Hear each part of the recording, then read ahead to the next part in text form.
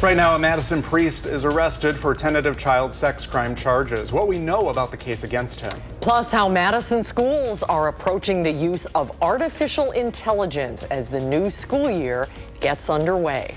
You're watching News 3 Now, live at 4. A good afternoon, everyone. Clintonville police arrested a Madison priest for allegedly trying to meet a 14-year-old girl for sex. And now the Diocese of Madison is weighing in. Armand Rahman has more on the charges he's facing and where he's been throughout his career. Armand? Susan, Brady, the Diocese of Madison says Reverend Andrew Showers was assigned to all of these churches across their area. And since he was ordained in 2017, he's currently out of jail on general release. Now, he has not been formally charged for his alleged crimes yet, but the diocese has restricted him from public ministry while the investigation is active and ongoing. Church officials say the Madison Police Department notified them on Monday, a day after Showers was arrested. The Clintonville police officers took him into custody Sunday evening following allegations he tried to meet a 14-year-old girl in Clintonville for sex. Showers is currently serving at Our Lady of Guadalupe Church in Madison, where we asked nearby residents what they thought about a priest in their backyard facing these accused crimes. We obviously like to think about the potential victims in a case like this, and if people are so inclined, that their prayers go out to those folks as well. But it's a sad day for the Catholic Church, and what seems like the latest in a series of sad days over the course of the last years and decades. Showers was arrested on tentative charges of child enticement, using a computer to facilitate a sex crime, and attempted second-degree sexual assault of a child. And the diocese says it is fully cooperating with law enforcement and that there have been no previous allegations of sexual misconduct connected to Showers. Coming up later tonight, I'll have more on what Bishop Hying has to say about the arrest. Thank you, Armand. Well, let's get a look at our first warn forecast. Meteorologist Jacob Montesano is here with that. Our beautiful fall-tinged weather continues, Jacob. Yeah, conditions are going to remain very, very nice. Just a few small chances of rainfall and temperatures very comfortable. Looking at the current radar, we continue to be very dry. In fact, a lot of the surrounding areas are also dry. A few showers in Michigan, but for the most part, a lot of the Midwest and Great Lakes region, very similar to what we are here in southern Wisconsin, below normal and dry. Now, looking at those temperatures, right now they're in the upper 60s to lower 70s. A few areas are a bit warmer compared to yesterday, but a lot of the region very similar, only off by about a degree or two. Winds are calmer, though, only around 5 to 10 miles per hour, but we continue to see that high pressure system across our region, which is keeping those temperatures down. All the warm air is off to the west, in the western half of the United States, and here in Wisconsin, we're going to remain very comfortable. Evening forecast looks very clear. Temperatures in the 60s. A very similar night, though, and that will lead to a rather chilly start to Wednesday once again, as lows could drop into the upper 40s to lower 50s for much of the region with clear skies. And for tomorrow, a little bit warmer than today, maybe getting into the middle to lower 70s, but we're going to continue to see plenty of sunshine. But we are going to see some rainfall once we get to the overnight hours for tomorrow. Not a whole lot, but I'll talk through the forecast on that coming up a bit later. Thank you, Jacob. Our weather is a reminder we are just days away from kicking off the school year, and like every year, schools are making adjustments. And one of the biggest adjustments schools are making this year is AI use for staff and students. Jalen Banks caught up with the Madison School District on how they're navigating the world of AI. Artificial intelligence has permeated so much of what we consume: music, social media algorithms, and so many other mediums, including education. I had the chance to catch up with the Madison Metropolitan School District on how they're navigating the AI space. In just a week, many schools will be kicking off the new year. And MMSD, leading up to the school year, has had to prepare for something becoming more prevalent in the world of education: AI. With the ever-evolving nature of AI assistants and chatbots, the school district has spent the summer educating staff and students on using AI properly. Whether it be a writing tutor, whether that be a math tutor, something that can help them out in their learning when they might not have somebody around that, as far as an instructor around to help them. Tonight at 5, we'll hear from UW-Madison's director of their AI hub on how educators are navigating the AI space. For now, reporting in the newsroom, Jalen Banks, News 3 Now. Thank you, Jalen. With the school year set to begin, parents know their kids are going to be bringing more germs home. And while there are several ways to reduce the risk of getting sick, doctors say not enough of Wisconsin students have what they need the most. Doctors generally consider 95% to be a safe community vaccination rate.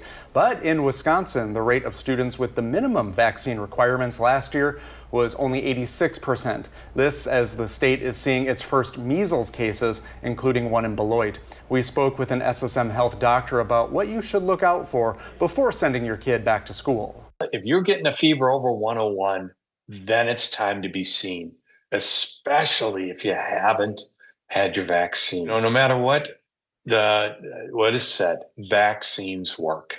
Okay, we've been using them, for over 70 years. Okay, these things work. They do help. Wisconsin has one of the lowest vaccination rates for measles in the country. If you're not sure whether you vaccinated your child, you can check on the Wisconsin Immunization Registry. There will be 2 new AED save stations in downtown Madison thanks to students at UW-Madison. The student-led group Cardiac on Campus partnered with the Madison Fire Department to put the stations downtown. There's one on Library Mall and another at James Madison Park. You can access the AEDs at the Save Station towers all day, every day of the year. If someone is experiencing a cardiac arrest near one of the downtown Save Stations, you should call 911 first, then begin hands-only CPR, and then receive an AED from the Save Station. You have until the end of the business day tomorrow to give your feedback on the selection of Madison's next police chief. The Board of Police and Fire Commissioners interviewed the 3 finalists for the position on August 14th.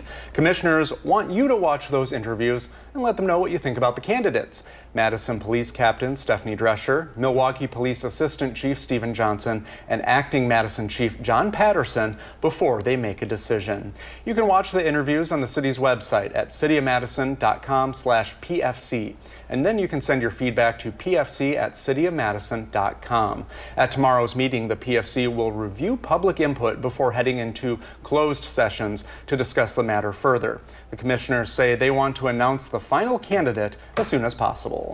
Well, this is the big news of the day. Are you ready for it? When you hear this news, you might need to calm down. I guess you could say it's a love story, and Taylor Swift just said yes. Yeah, I know, it's very exciting. Taylor Swift and Travis Kelce, you probably know by now, are engaged.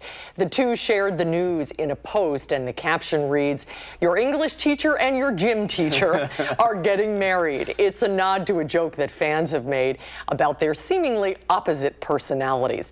The 14-time Grammy winner and the Kansas City Chiefs tight end began dating in 2023 after Kelce attended one of Swift's Eras tours, the show that she did in Kansas City. No date for the wedding is set yet, but you can expect it to be America's version of the royal wedding. Can you imagine? I think that's an understatement, actually. Will they sell merchandise? Well, you could say Travis filled the blank space in Taylor's heart. May they live happily forevermore. That's very happy news. I'm excited for them. I love them both. I think she should do a Willy Wonka and put a golden ticket in her new album, and then the fans who get that get to go. That's brilliant. That's brilliant. I'm here, Taylor, if you need any help. All right, it's almost the end of summer, but there's still time to get out to some county fairs. Josh Breiter shows us all of the fun you and your family can expect in Iowa County starting this Thursday.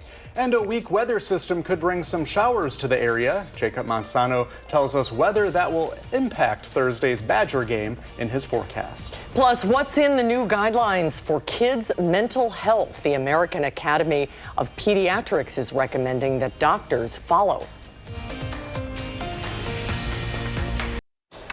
We have some breaking news this afternoon. The man who faked his disappearance and fled to Europe will spend 87 days in jail.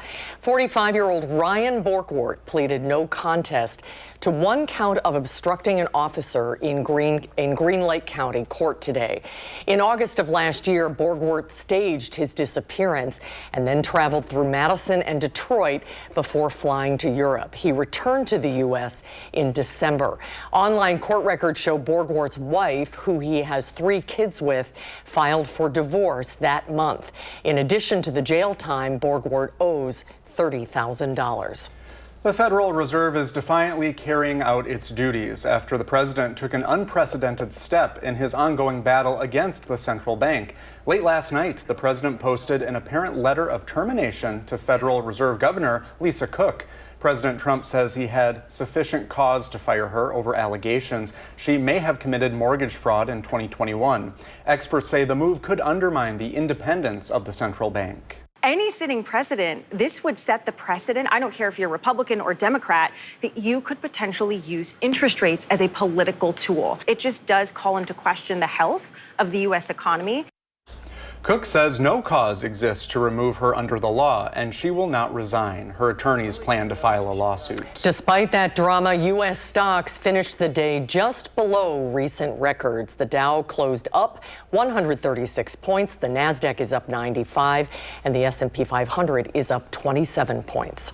Today, Israelis are holding a nationwide protest, calling for a deal that would bring an end to Israel's bombardment of Gaza and free the remaining hostages. The leader of the protest coined the day of struggle, says Prime Minister Benjamin Netanyahu is waging the war for political purposes. The protests come as Israel faces international condemnation for its strikes on a hospital that killed 20 people, including 5 journalists in Gaza. It's widely known in the region that reporters often use the rooftop of that hospital to broadcast live. Israel called the strikes a tragic mishap. Some of the journalists killed worked for the Associated Press and Reuters. Executives from both media outlets sent a letter to senior Israeli officials demanding accountability.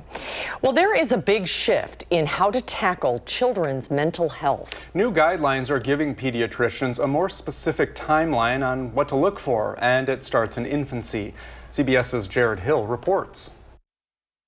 A new report from the American Academy of Pediatrics recommends doctors do more to identify mental, emotional, and behavioral issues in children. New guidelines say screening should start at infancy by looking for postpartum depression in the parents. Over the next 2 years, doctors should ask about a child's sleep, emotions, and behavior. And starting at age 3, screen for mental health at annual check-ins. It's a lot of the same things as an adult. How well are they sleeping? How well are they eating? How are they interacting with others? According to the AAP, nearly 40% of U.S. children will face a mental or behavioral health issue by the time they turn 16. Common causes include trauma, abuse, neglect, poverty, parental stress, and bullying. CBS News medical contributor Dr. Celine Gounder is editor-at-large for public health at KFF Health News. She says identifying mental health problems is crucial, but treating patients has its hurdles. Unfortunately, this is going to mean a lot of kids getting diagnoses who don't necessarily have access to care. We have a real shortage of child psychiatrists in this country. Even if you have good insurance, you might be looking at months to even years long wait to see somebody. Dr. Gounder says parents can help children by starting a dialogue, model healthy behavior, stick to routines, limit screen time, and plan offline activities like sports and arts. She says in addition to your child's pediatrician, parents should lean into teachers and counselors and to approach mental health as a team effort. Jared Hill, CBS News, New York. And let's get a look at our first warn forecast. Jacob, is there any chance we'll see some rain during this stretch of nice weather? Yeah, we are going to have a small chance of rain, but right now it looks like it will mostly occur during the overnight hours, and it also will be fairly light. And that will occur Wednesday night, but in general, expect to see consistent highs in the 70s with mostly dry weather. Excuse me. Especially outside of Wednesday night. We're really not going to see much through Labor Day, maybe towards the middle of next week. So looking at the cloud cover and rainfall forecast, clear skies are expected tonight. Most of tomorrow we'll see clear skies as well. Could see a few light showers in far southwest Wisconsin during the day on Wednesday, but a lot of the area, especially Madison and areas to the north and east, not expected to see rainfall. But once we get to the overnight hours, we'll start to see a few more showers develop, maybe a few isolated thunderstorms as well. And during the overnight hours, the best chance of rain will be for Madison and areas areas to the east, but a lot of that is going to clear up once we get to sunrise Thursday. Maybe a few lingering showers Thursday morning, but by Thursday afternoon, we are going to see a good amount of sunshine with those clouds clearing up throughout the day. Now, taking a look at the temperature forecast, it is going to be another chilly night, lows dropping to the upper 40s and lower 50s again. For tomorrow, it will be a little bit warmer than the last couple of days. Middle 70s are expected, maybe similar temperatures though further west, as you folks will see a little bit more cloud cover, keeping those temperatures right around 70, at least the high temperatures right around 70. And fast forwarding towards the first Badger football game on Thursday, it is going to be dry, but it is going to be chilly. However, it is pretty good football weather in general. A lot of times it seems like the first game can be very hot, but not this year. Definitely bring a light jacket as temperatures will be in the 60s, maybe upper 50s by the end of the game. And continuing forward, looking at Labor Day weekend, looking pretty good. Temperatures are going to warm up a little bit, but still remaining a little bit below normal. However, right now we are expecting very dry conditions with the chance of rain not really returning until possibly Tuesday or Wednesday of next week. We'll continue updating the forecast for Labor Day weekend, but right now it is looking very good, especially those afternoon hours. We will see some chilly conditions overnight and into the morning hours, but for the most part, hard to complain about that Labor Day weekend forecast. Again, we are going to see the chance of rain kind of return for the middle of next week, as those temperatures also are expected to warm up a little bit as well. But in general, we are still looking very, very good over the next 10 days. Even next week, the rain chance is not too confident right now. And even that rain chance Wednesday night into Thursday, most of it will occur overnight. And even the rain that does occur will not be very heavy. So we're going to continue to be very nice. I can't believe we're already talking about Labor Day weekend. It's almost here, but boy, what a beautiful stretch. Yeah. It's a gift. Labor Day weekend, it's going to be just about perfect. And I don't know if you remember, but 2 years ago, I think it was in the 90s every day, Labor Day weekend. So not going to see that this year. Very nice. All right, Jacob, thank you. And speaking of fall coming, a heads up for Badger fans ahead of the first game, the first Badger game of the season. It's Thursday. And we have a special show planned this week with everything you need to know. Look out, everyone. The 30-minute special Wisconsin Game Day will air right after News 3 Now at 6. Our 6 and 10 p.m. anchor Eric Franke and sports director Andrew Banstra will host it. We'll have a preview of their coverage right here on News 3 Now before the Badgers take on Miami of Ohio. It's going to be a fun day for everyone. It's going to be perfect. Yeah, and weather couldn't be better. I know. Good stuff. Football weather. Well, coming up, the Iowa County Fair is heading to the 608. Our Josh Spreiter will take us there for a preview when Live at 4 returns.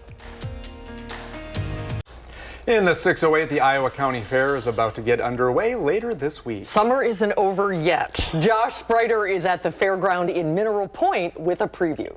We are just 2 days away from the start of the Iowa County Fair here in Mineral Point. This is 5 days of fun for Labor Day weekend. Joining us today is Kristen May. Kristen, how's it going? Hi. Thanks for having us out here to the Iowa County Fairgrounds. Thank you. I couldn't be happier to have you out. Thanks for making us a stop. So welcome. We are super excited this Thursday, August 28th, to kick off our fair. There's going to be lots of activities behind me, ahead of us, bustling in all of our barns. We have had a huge, great outpouring of people helping us come get the grounds ready, and we're going to be ready to welcome everybody this Thursday. We kick off the night with our bull riding event. Other events include our tractor pull, our demolition derby. Friday night, we have a really cool dueling pianos event and a fifth quarter after party. I want to see a little speed here. And then we finish out our schedule on Monday with our harness racing. Awesome. At 1 o'clock. Yeah, So, I've gotten to experience that before. That is cool. We put you right in the cart with Gabe, and yes, that was one of our most loved events. So. You know, this is such a staple event for you guys, especially being on Labor Day weekend. It makes the Iowa County Fair pretty unique. Very unique. And our fair is 169 years strong. We originated in 1856. So something we're really proud of here is to be a hometown fair, deep roots. We've got just tons of volunteers, and just our exhibitor numbers are up, something where we're thriving here. So we're excited to invite everybody here to be with us. Yeah, and talking with Morgan Warwick a little bit earlier, the swine barn, you guys have made some updates. You guys are really excited to show off some of that stuff this weekend. Yeah, we absolutely are. We have our swine barn updates. We have our new small animal pavilion that's behind us here. Just lots of things. And it all happens here because of all these People you see here behind us are sponsors and our volunteers, and we're able to host this great event here. Less than 48 hours away. If people want to come on out here, what do they need to know this weekend, Kristen? Really, one of the best things they need to know is that we are an easy in and out. You can see us from the highway. We're the halfway point between Madison and Dubuque. So we want to welcome people from far away as well. And our gate is just $10 for adults. We don't charge extra for any of our grandstand events. And we have lots of family-friendly events, and we have something for everyone. I love it. Kristen, thank you so much for having us out today. We appreciate it. Thank you. We're glad to have you. Yeah, absolutely. And if you'd like to learn more about the Iowa County Fair, again, it kicks off on Thursday. Just go to the story up on channel3000.com. In Mineral Point, I'm Josh Spreiter, News 3 Now. Thank you, Josh and Kristen. Boy, that looks like fun, doesn't it? I love fair season. Coming up on Live at 4, Jacob will take another look at your first warn forecast. And the Vice President will pay a visit to the Badger State this week, where he'll be in Wisconsin.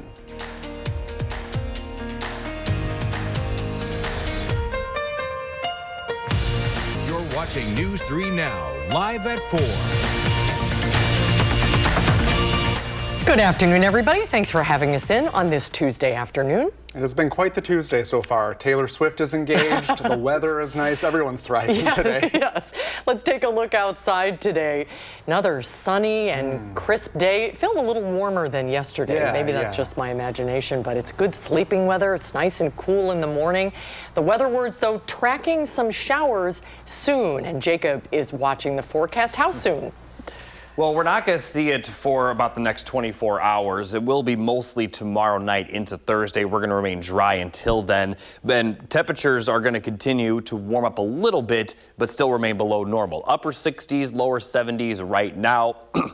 Excuse me, taking a look at the normal high, it's 79 with the normal low being 58. And here's kind of our forecast for today and tonight as we see highs right around 70, lows right around 50. That's been the case the last couple of days. So about, 5 to 10 degrees below normal across much of southern Wisconsin, and we continue to be dry. All the green you're seeing on radar isn't actually precipitation. And as we take a look at the overnight hours, we're going to continue to see clear skies. And as we get into Wednesday, we could see some rain in far southwest Wisconsin, but a lot of the area will be dry. A better chance of rain will come during the overnight hours Wednesday, but I'll talk about that a bit later. First, here's a look at this evening. Clear skies, 60s for temperatures, but we are going to drop to near 50 overnight into Wednesday morning. However, by Wednesday afternoon, it will be a little bit warmer with highs in the middle to lower 70s. So we are slowly creeping up in temperatures, but we are going to see that chance of rain. So I'll talk more about that coming up a little bit later. Thanks, Jacob. The case against a Milwaukee judge accused of helping an undocumented man evade ICE agents will move forward. A federal judge rejected Hannah Dugan's appeal to dismiss the case today. The FBI arrested her at the Milwaukee County Courthouse in April and indicted her on federal charges in May. Dugan maintains her innocence. Even though her motion to dismiss the case was rejected, she says she will be able to appeal again.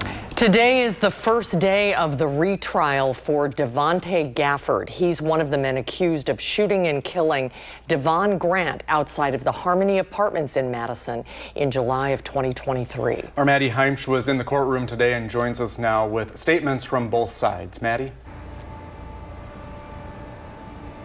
Yeah, day one of the trial means opening statements. We heard both from the state and the defense as they described very differently the events leading up to that shooting back in 2023. Now, Devontae Gafford is facing charges of first-degree recklessly endangering safety and first-degree intentional homicide, both as party to a crime. And of course, they stem from July of 2023 when Gafford was one of the two men who allegedly drove to the Harmony Apartments and began shooting after a drug deal went wrong and those shots fired, leading to the death of 20-year-old Devon Grant. This happens in a matter of literally seconds. We're talking about seconds here, and it's on. You'll hear it in the camera. It's just a barrage of gunfire. They get out of the car, guns in their hand, and immediately begin firing. This was a planned execution, and they succeeded.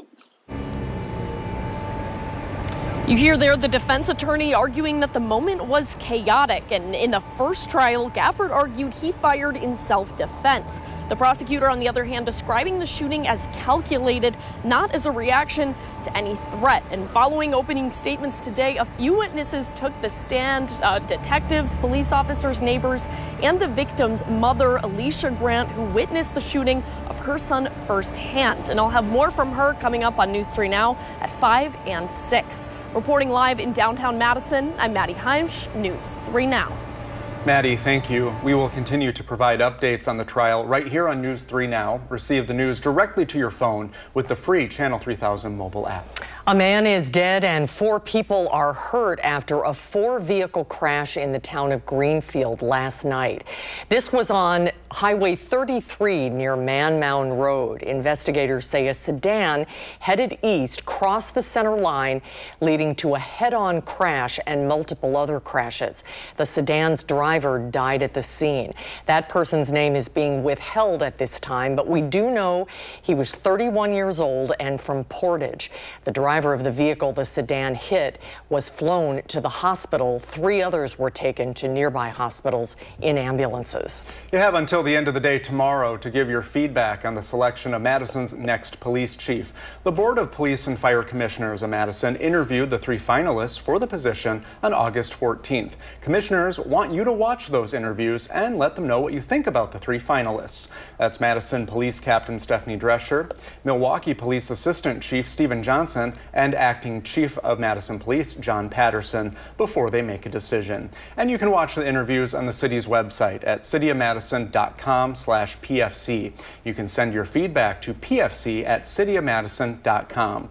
At tomorrow's meeting, the PFC will review public input before heading into a closed session to discuss the matter further. The commissioners say they want to announce the final candidate as soon as possible. Vice President J.D. Vance will be visiting Wisconsin this week. On Thursday, Vance will be at a steel fabrication facility in La Crosse.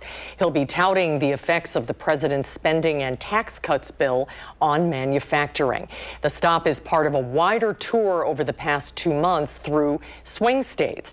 Vance was previously in La Crosse just before November's presidential election. Physicians take care of us, but new data shows they often neglect their own health. UW Health's Dr. Jeff Potoff stops by to talk about ways to reduce barriers to care when Live at 4 continues. And a little later, Jacob shows us whether the potential rain could affect Thursday's Badger game.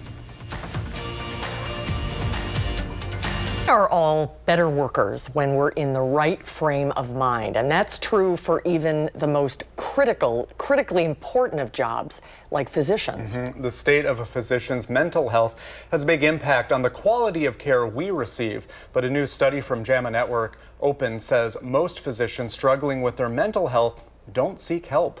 Women physicians have a significantly higher suicide rate compared to women in the general population.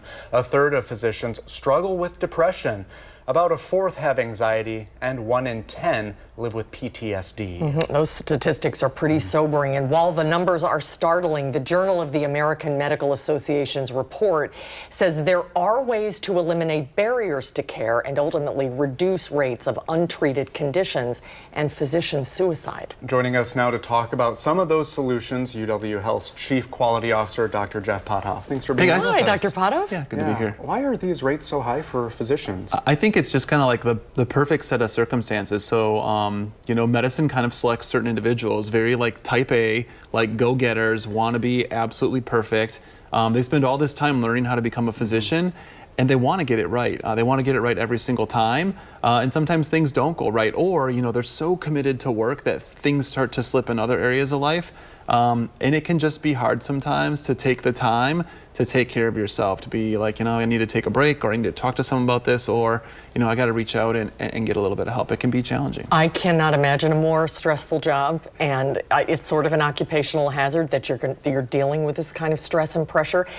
Is it talked about in medical school? Like throughout your career, is it something that you and your fellow physicians discuss a lot? I think it's certainly something that's talked about. It's something we discuss a lot, but I think you even have to take it a step further. So we have programs at UW Health, most hospitals will have this, which are peer support programs. So if we know, say for my specialty, emergency medicine, one of our docs goes through like a really tough case, we don't wait for that person to reach out and say, hey, I need some help. We actually check in and we say, hey, this is really hard. Like, are you doing okay? Do we need to talk? We do that for providers. We do it for nursing staff and stuff too, just to make sure that, like, as a team, we're taking care of each other. Yeah. And I hope you don't mind me asking, but how do you balance out everything that you do, and what would your advice be to younger generations? Yeah, I think, one thing that I learned kind of coming through medicine is that if you wait for the rest of life to fit into the cracks around work, it doesn't happen. So you have to be intentional and say, you know what, I work with a group of people. There's someone else who can do this job when I'm not here. And as important as it is for me to feel like I'm making a difference taking care of patients and their families, it's really important to make sure I'm making time for my wife and my kids and those other things that I find joy in. If you don't have that balance, sooner or later, you burn out and then you're not helping anybody. So you just have to be really intentional about it. It can't happen by accident. I know you're on the forefront of training the next generation of physicians, and there's new technologies and AI and everything else coming up in medicine. What are some of the solutions? Do you see a solution on the horizon to turn this trend around? I think there'll need to be a lot of them, but one of them that is really encouraging is there's new technology that basically listens to the conversation that you're having with the patient and everything that you're doing, and then kind of writes a draft note for you. And that may seem like a small thing, but when we look at physicians, they really want to dedicate that time to taking care of patients. None of us went to medical school to be really good at writing notes, and the note taking care of itself saves us a lot of time, particularly after dinner. When we look at when our docs are actually most in the computer, it's usually like 7 to 9 o'clock. So they're having dinners with their family, and then they're going back to work. And every once in a while you can do that, but if you do that every day, the job's just not as much fun. And you touched on this. One last question. When you are, in a high-pressure job and you have to be as perfect as you can be, it may not feel like asking for help is possible. Is that something that you want to remind people you can ask for help? Absolutely. And I think we all know this, but we have to make it easy. Like, we all feel like we have to be like the hero. Sometimes medicine's a team sport and it's not all on you, and you can call the consult or call for reinforcements and get that help. So I think that's an important message to medical professionals too. Thank you for sharing this conversation. You bet. Sorry, I swallowed my mint. Oh no. I might have a medical emergency here in the middle of this interview. Is there a doctor in the house? Sorry about that. Thanks, Dr. Poff. Great to see you. Before we head to break, we are taking a moment to share the National Suicide and Crisis Lifeline. You can call 988 at any hour of the day, every day of the week, if you or someone you know is thinking about suicide. And you can also text that number for help or go to 988lifeline.org. Very important. We have that on Channel 3000 too. Still ahead on Live at 4, we've had very nice weather the past few days, but how long will it last? Jacob will show us in his first warn forecast when we come back.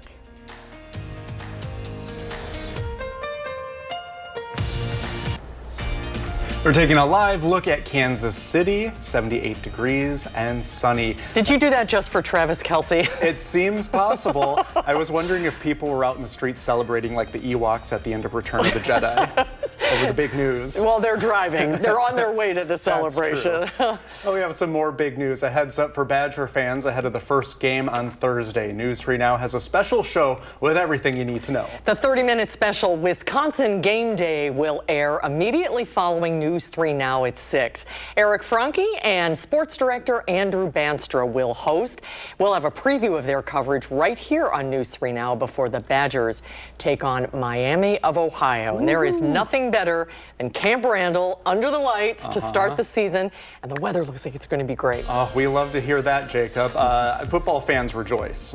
Yeah, perfect football weather for Thursday night. A little bit on the cooler side, which seems to be a little bit different from the first football game here in southern Wisconsin. Now, as we take a look at the three things you need to know, we are going to consistently see those highs in the 70s. We will see a chance of rain Wednesday night, but beyond that, we're really not expecting much in the forecast, and this is at least through Labor Day. Could see some more rain for the middle of next week, but the confidence isn't too high at this point. So looking at the cloud cover and rainfall forecast, clear skies tonight. For the most part, we'll see dry conditions tomorrow. There is a chance for some showers in far southwest Wisconsin, but Madison and areas to the east and to the north likely to be pretty dry for the entire day. But once we get to the overnight hours, we'll see a little bit more rain move into the area. A few scattered showers and some isolated thunderstorms are possible, mainly for Madison and areas to the east. But a lot of this is going to occur overnight and clear out by the time we get to sunrise Thursday. We will see some cloudy skies early in the day Thursday, which may lead to a few isolated showers.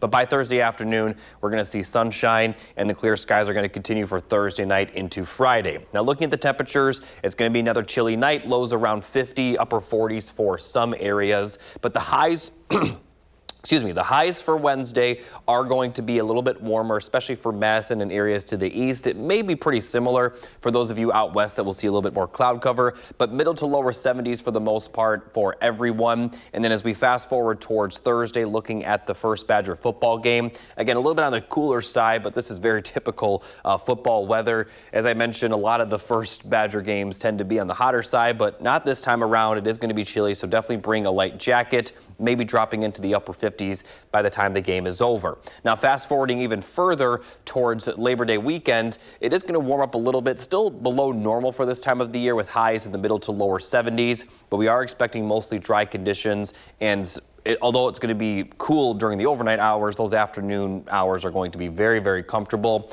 And then after Labor Day, that's when we may start to see a little bit of a better chance of rainfall, along with some warmer temperatures as highs may return to the upper 70s, but then they may drop back down again for the end of next week as we could see the lower 70s return. But overall, the forecast is continuing to look very, very good, and we're still not too concerned about drought conditions forming simply because we did get a lot of rainfall before we dried up. It's kind of starting last week, but obviously if this continues, we may start to see that forming, but right now we could just still enjoy the very nice weather that is to come.